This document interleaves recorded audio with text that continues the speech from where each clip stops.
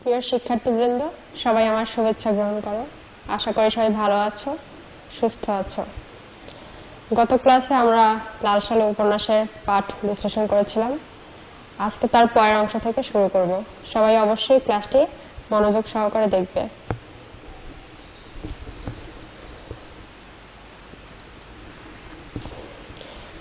শিক্ষার্থীবৃন্দ, এর আগের ক্লাসে আমরা জেনেছিলাম যে আওয়ালপুর গ্রামে যে পীর সাহেব আসেন তার ব্যাপারে অনেক অলৌকিক কথা মানুষের মাঝে প্রচলিত ছিল। অনেকে বিশ্বাস করতেন যে তিনি মরা মানুষ জিন্দা করতে পারেন এবং যাদের কখনো সন্তান হয় না, অনেকদিন যাবৎ যাদের সন্তান হয় না, তার পরা পানি খেলে তাদের সন্তান হয়।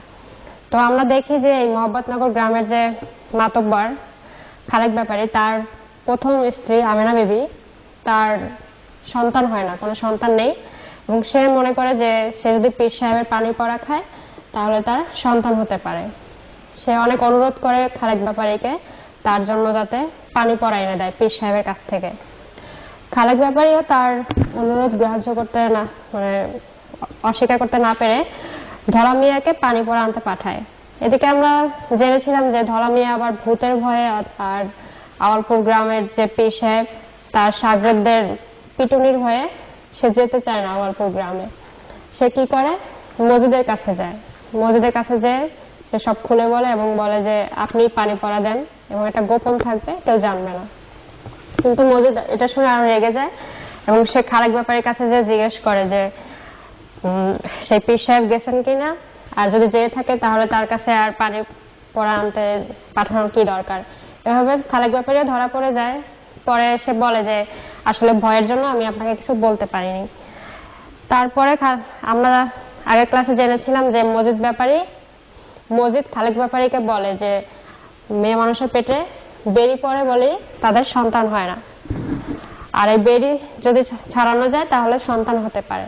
তো আগে আমেনা বিবিকে দেখতে হবে যে তার পেটে কয় প্যাঁচ পড়েছে, কয় বেরি আছে, কত বেরি আছে, যার কারণে তাকে প্রথমে রোজা রাখতে হবে।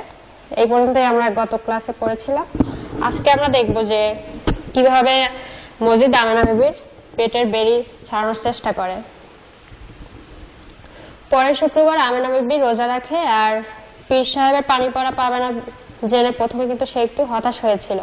ভেবেছিল যে এতদিন পরে তার মনে একটা আশা জেগেছিল যে তার সন্তান হতে পারে, কিন্তু যখন শুনে যে পানি পড়া পাওয়া যাবে না সে খুবই হতাশ হয়ে পড়ে। কিন্তু পরে আবার তার মনে আশার সঞ্চার হয়, কারণ যখন শুনে মজিদ বলে যে পেটে বেরি পড়লে সন্তান হয় না এবং যদি বেরি ছাড়ানো যায় সন্তান হতেও পারে, এই কারণে তার মনে কিন্তু আবার আশার সঞ্চার হয়। তো আমরা দেখি যেদিন সে রোজা রাখে ওই দিন সে সারাদিন ঘরের কোণে বসে কোরআন শরীফ পড়ে। আর আমেনা বিবি চেয়েছিল ব্যাপারটা গোপন রাখতে, কিন্তু তোমরা তো জানোই কোনো খবরই আসলে গোপন রাখা খুবই অসম্ভব, বিশেষ করে গ্রামের কোনো গোপন কথা তো একদমই গোপন রাখা যায় না। তো আমেনা বিবির যে সতীন তানু বিবি, সেই সবার সাথে এই ব্যাপারে গল্প করে, সবার কাছে সেই ছড়িয়ে দেয় ব্যাপারটা। তারপরে আমেনা বিবি কারোর সাথে কথা কয় না, সারাদিন তার সাথে অনেকেই দেখা করতে আসে। সে ঘরে এক কোণে বসে মাদুরে বসে কোরআন শরীফ পড়তে থাকে।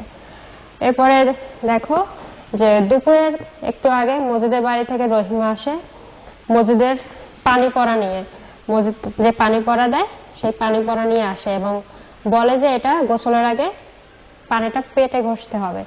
দোয়া দরুদ পড়া পানি, প্রতিটা ফোঁটা পবিত্র, কাজেই মাখবার সময় পুকুরের পানিতে দাঁড়িয়ে যেন মাখে। এ ব্যাপারে সে আমেনা বিবিকে ভালো করে বুঝিয়ে দেয় এবং আমেনা বিবিও সেই কাজই করে। এদিকে তানু বিবি আবার রহিমাকে জিজ্ঞেস করে যে আপনিও মাজারের পাশে 7 পাক দিছিলেন কিনা।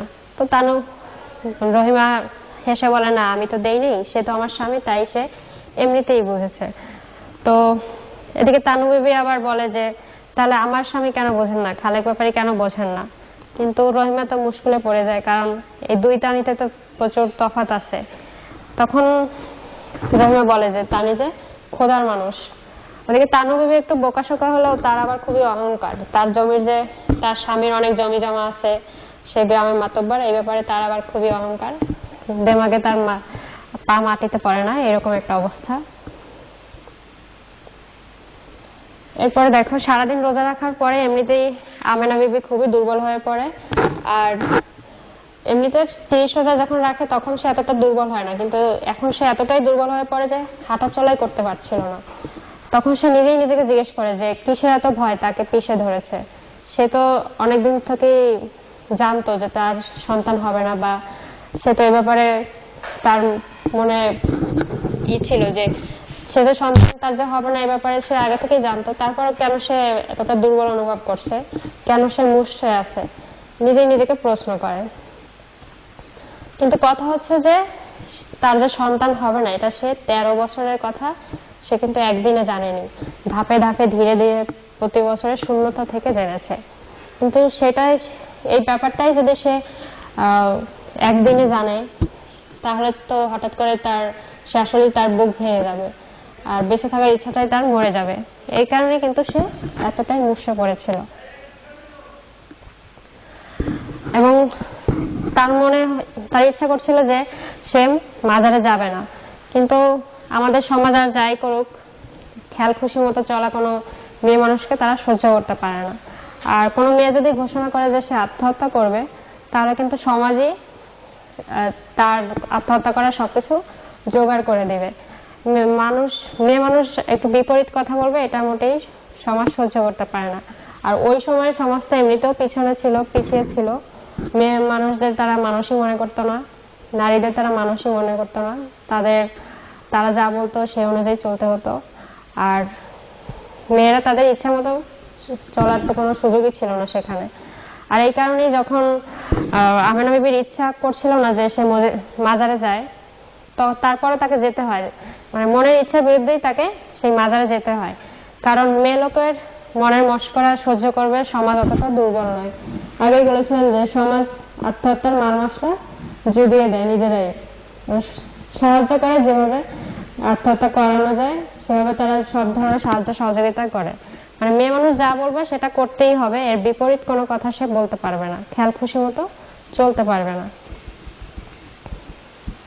এরপরে দেখো যে সন্ধ্যার পরে মজিদ কিন্তু বলে দেয় যে কোনো ধরনের ইফতার করা যাবে না, শুধু একটু পানি খেয়েই মাজারে আসতে হবে। সন্ধ্যার পরে পালকিতে করে আমেনা বিবি মাজারে আসে। যেহেতু সে মাতব্বরের স্ত্রী, সে পায়ে হেঁটে কোথাও যায় না, তাই পালকিতে করেই সে কিন্তু মাজারে আসে। আর মজিদের চোখ কিন্তু তার সাদা মসৃণ পায়ের দিকে, এবং তার মনে হয় যে এই পা কখনো রোদ, পানি বা পথের কাদামাটি স্পর্শ করেনি।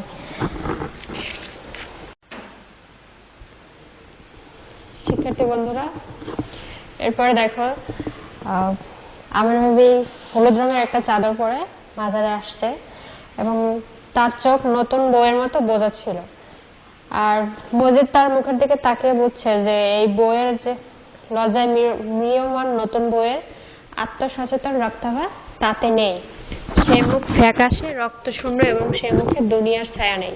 সারাদিন এমনিতেই রোজা রেখে তারপরে আবার ভয়ের মধ্যে আছে। সে তো এমনিতেই ভয়ের মধ্যে আছে যে তার সন্তান হবে কি হবে না, এরকম একটা ভয়ের কারণে তার এমন অবস্থা হয়েছে যে রক্তশূন্য অবস্থা তার মুখের। আর মজিদা এগুলো খুবই তীক্ষ্ণ চোখে তাকিয়ে তাকিয়ে দেখছে যে সে কেমন চাদর পরে আসছে, তার পা কেমন ফর্সা, এগুলো মজিদ তাকিয়ে তাকিয়ে দেখতেছিল। মজিদ তো আসলে তোমরা জানো যে আসলেই ভণ্ড পীরের ভণ্ড মুরিদ, তো সে যে মেয়েদের দিকে এভাবেই তাকাবে এটা স্বাভাবিক খুবই। এরপরে দেখো আমেনা বিবি মাজারে এসে বসে, এবং মাজারের নীরবতা যেন তার বুক ভরিয়ে দিয়েছে। মনে হয় তার শান্তি হয়েছে, আর আশা নেই। সন্তানের কামনা এক বৃহৎ সত্যের উপলব্ধির মধ্যে বিলীন হয়ে গেছে। লোভ বাসনার অবসান হয়েছে। মাজারের নীরবতা তাকে, মানে তার বুকটা এমনভাবে ভরিয়ে দিয়েছে, তার আর মনে কোনো আশা নাই। এখন তার সন্তান হলেও যা, না হলেও তাই। সন্তানের যে কামনা তার মধ্যে ছিল, আমেনা বিবির মধ্যে, তা বিলীন হয়ে গেছে। তার সমস্ত লোভ বাসনা মনে হচ্ছে যেন অবসান হয়ে গেছে। আমেনা বিবি সম্পর্কে একথা বলা হয়েছে। এরপরে দেখো শিক্ষার্থী বন্ধুরা, মসজিদের আবার আমেনা বিবির বোঝা চোখ ভালো লাগে না।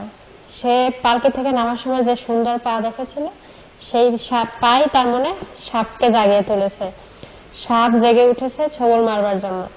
এমনিতেই তো সে আমেনা বিবির উপর রাগান্বিত, ক্ষুব্ধ, কারণ সে থাকতে সে আওয়ালপুরের পীরের পানি পড়া খেতে চেয়েছে, যার কারণে সে কিন্তু এমনিতেই ক্ষুব্ধ আছে, যার ফলে তার মনের সাপ জেগে উঠেছে এবং চাচ্ছে যে ছোবল মারবে। তার যত রাগ ক্ষোভ আছে সব আমেনা বিবির উপর ঢেলে দেবে। এরপরে দেখো মজিদ ব্যাপারের দিকে তাকায় তাকায় এবং তাকে দেখে মনে হয় যেন দেহটা কেমন অসহায় হয়ে আছে এবং সে এমনভাবে মাথা নিচু করে বসে আছে, মনে হচ্ছে যে তার মধ্যে কোনো শক্তি নেই, আর সে কেমন ধসে আছে। তার যে এত জমি জমা, সেই জমি জমা কিন্তু তার দেহটা ধরে রাখতে পারছে না। তো এটা ব্যাপারের সম্পর্কে বলা হয়েছে। এরপরে দেখো আমেনা বিবিকে মজিদ বলে যে মাজারের চারপাশে 7 বার ঘুরতে হবে। তো আমেনা বিবিও স্বপ্নের মধ্যে ঘরে যেন হাঁটে, সে যে স্তব্ধতায় তার মুখ জমে আছে সেই স্তব্ধতায় বিন্দু মাত্র প্রাণ নেই। ও মুখ কখনো যেন কথা কয়নি, হাসেনি, কাঁদে নাই। সে এমনভাবে হাসছে মনে হচ্ছে যে তার দেহে কোনো প্রাণ নেই এবং তার মুখ দেখে মনে হচ্ছে যে সে কখনোই কথা কয় নাই, সেই মুখ কখনো হাসেনি বা কাঁদেনি, এমনভাবে সে হাসছিল।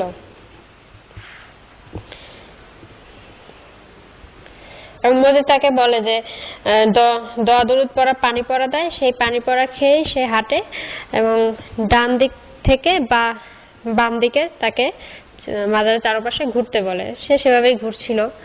তো এমনভাবে হঠাৎ করে আমেনা বিবি এমন হাঁটছিল, তো এমনভাবে মনে হচ্ছিল সে যে বৈশাখী মেঘের যে আবির্ভাব, হঠাৎ করে একটা ছায়া এসে তার চারপাশ অন্ধকার করে দিল। তারপর সে আর কিছু দেখলো না। তারপরে এমনকি সে জানতেও পারলো না যে তার পেটে কয় প্যাঁচ পড়েছে এবং সে এটাও জানতে পারলো না যে মাজারের মধ্যে যে শায়িত শক্তিশালী লোকটি আছে তার মনে তার জন্য কোনো দয়া উঠলে উঠেছে কিনা, এটাও সে জানতে পারলো না।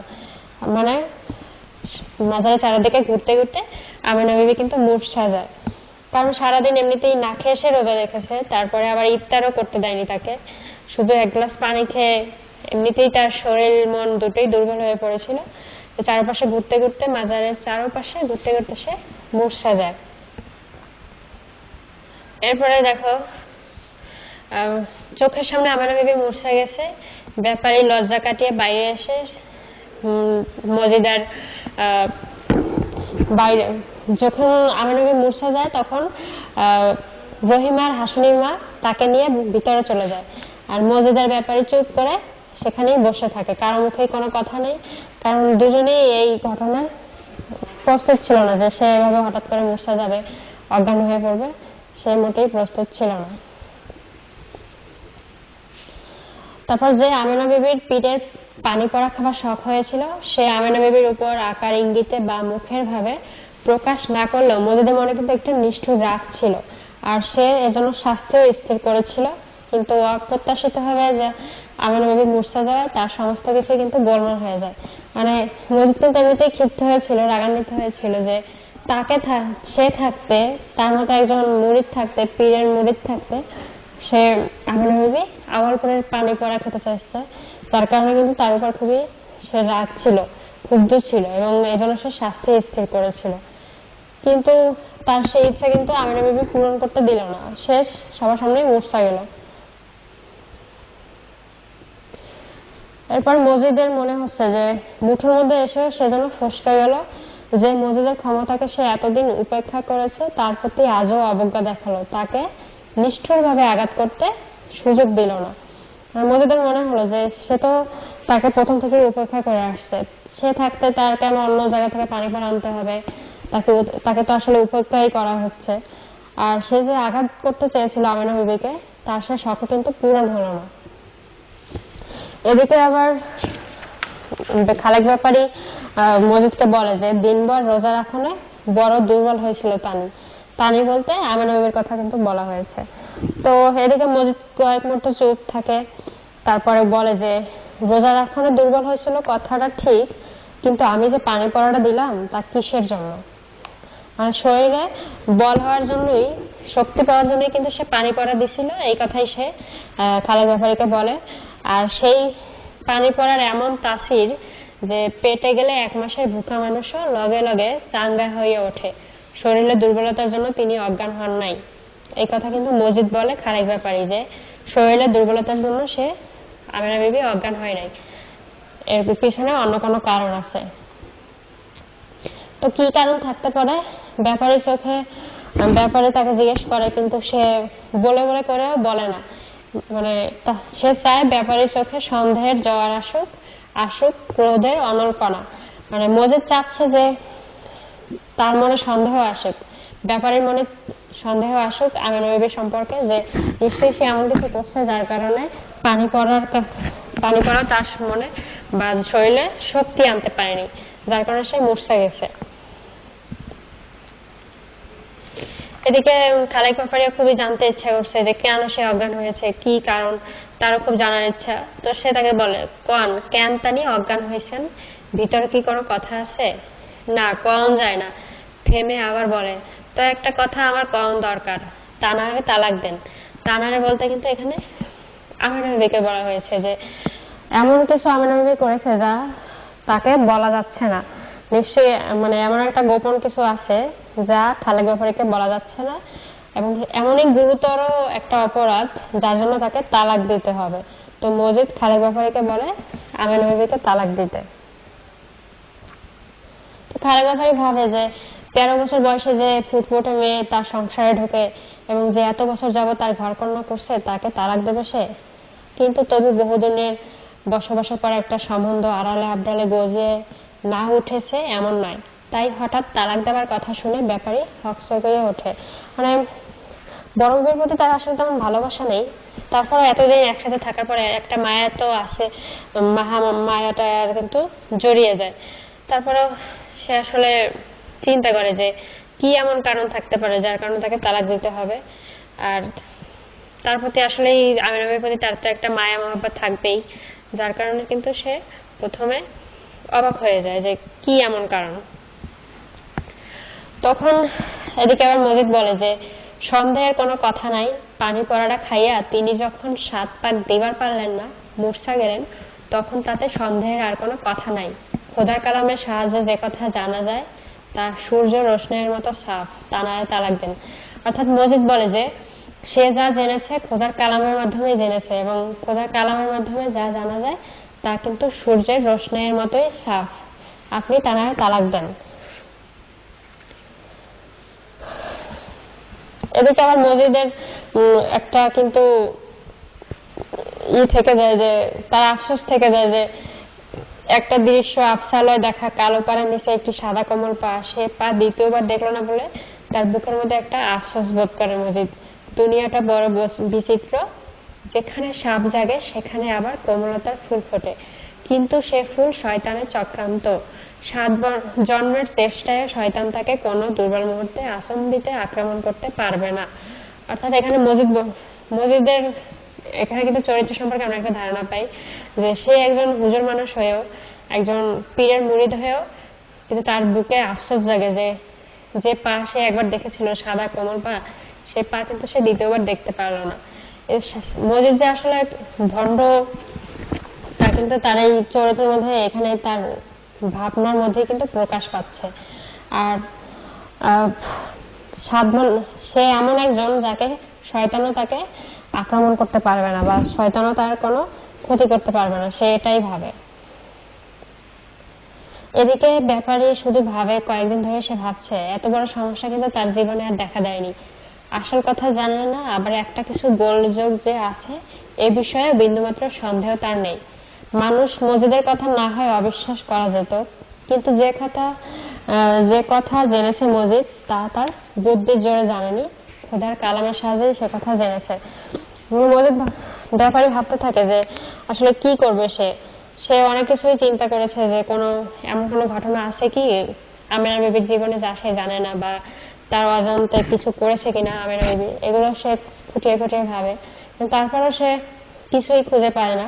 কিন্তু তারপরে আবার মজিদের কথা কিন্তু অবিশ্বাস করা যায় না, কারণ মজিদ তাকে বলেছে যে মজিদ যা জেনেছে তা কিন্তু সে বুদ্ধির জোরে জানেনি, খোদার কালামের সাহায্যে সে কথা জেনেছে। এখন মজিদকে কিভাবে সে অবিশ্বাস করে? এরপরে খালেক ব্যাপারে চিন্তা করে যে 13 বছর বয়স থেকে তার ঘরে আমের নবী আছে, তার জীবনে অলিগলির সে সন্ধান করে এবং দীর্ঘ বসবাসের সরল ও জানাপথ ছেড়ে ঝোপ ঝাড় খোঁজে, ডালপালা সরিয়ে অন্ধকার স্থানে থমকে দাঁড়ায়। মানে আমের নবীর জীবনে এমন কিছু ঘটেছে কিনা যা সে জানে না, এগুলো সে চিন্তা করতে থাকে। সে আবার ভাবে যে আমের নবীর রূপবতী ছিল, কিন্তু কোনোদিন তার রূপের ঠাট ছিল না, মানে রূপের যে একটা অহংকার বা সৌন্দর্য চেতনা তার মধ্যে কিন্তু ছিল না। আর তার চাল চলনে কিন্তু বেহায়াপনাও ছিল না। সে হলো ঠান্ডা শীতল ধর্মভীরু ও স্বামীভীরু মানুষ। সে এমন কি অন্যায় করতে পারে যা সে জানে না? এগুলো কিন্তু খালেক ব্যাপারে চিন্তা।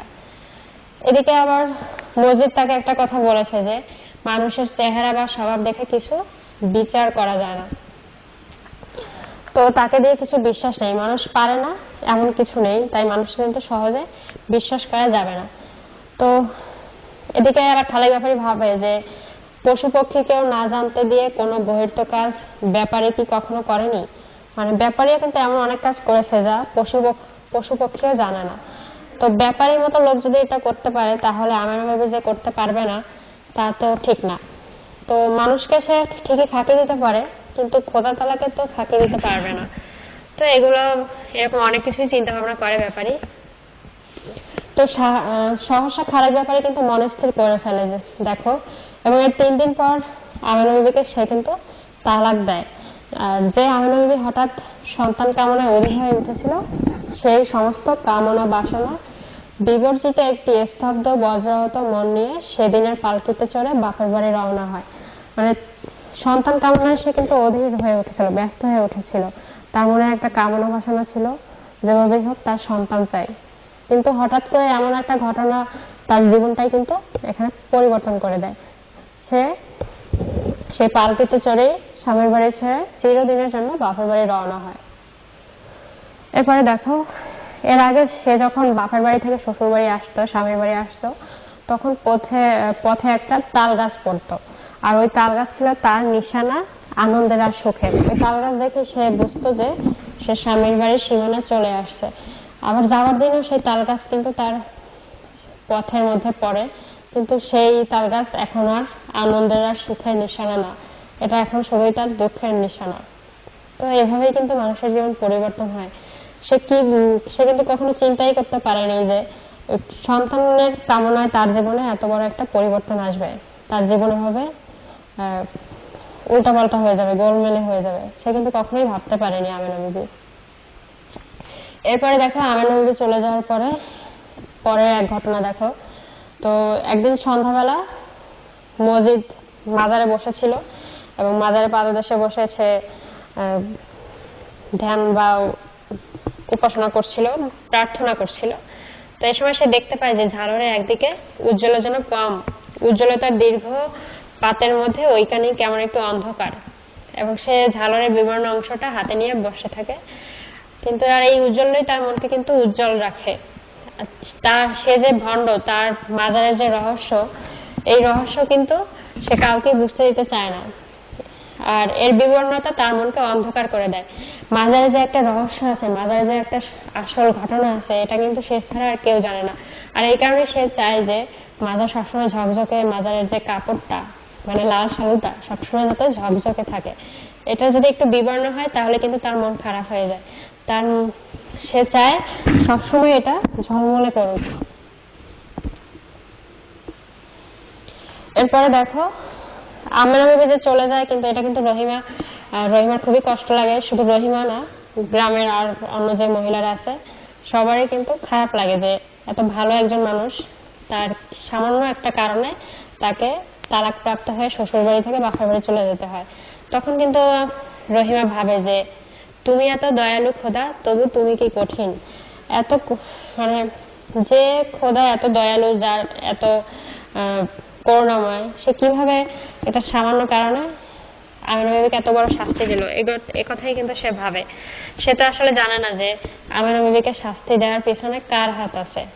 তো শিক্ষার্থী বন্ধুরা, তোমরা দেখলে যে কিভাবে মজিদ নিজের স্বার্থের জন্য, নিজের ক্রোধ ঢাকার জন্য সে নিজের ক্রোধ অন্যের উপর চালিয়ে দিল, চাপিয়ে দিছে।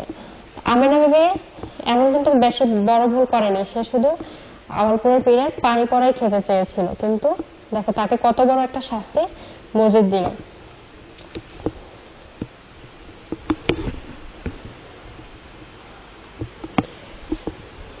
তো শিক্ষার্থী বন্ধুরা, আশা করি তোমরা ক্লাসটি মনোযোগ দিয়ে দেখেছো। আর এরপরে যে বাকি যে অংশ আছে, এর পরের ক্লাসে আমরা তার আলোচনা করব। আর তোমরা অবশ্যই ক্লাসটি মনোযোগ দিয়ে দেখবে। আর কিছু গুরুত্বপূর্ণ বাক্য আছে, ওই বাক্যগুলো তোমরা ভালো করে দেখবে এবং অনুশীলন করবে। সবাই ভালো থেকো, সুস্থ থেকো। আল্লাহ হাফেজ।